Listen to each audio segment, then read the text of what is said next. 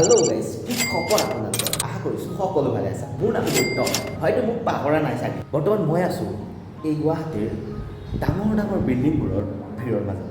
আজি প্ৰায় 6-7 মাহে মোক বহুতে সুধিলে, তুমি ভিডিঅ' দিবলৈ বাদ দিলা নেকি? কিয় ভিডিঅ' দিয়া এৰি দিলা? তোমাৰ ভিডিঅ'বোৰ ভাল লাগে নহয়। সঁচাকৈ মনটো চুই যায়। বাৰু দিয়া গাইজ, আকৌ এতিয়া উভতি আহিলোঁ তোমালোকৰ মাজলৈ। তোমালোকে এতিয়া মোক ছাপোৰ্ট কৰাহে কথা আৰু নে কি কোৱা? গুৱাহাটীলৈ অহা প্ৰায় 10-15 দিনমান হ'ল, কিন্তু আজিলৈকে এটা ভিডিঅ' বনোৱা নাই। বাৰু দিয়ক, আজিৰ পৰা ভিডিঅ' বনাবলৈ আৰম্ভ কৰি দিম নে কি কয়?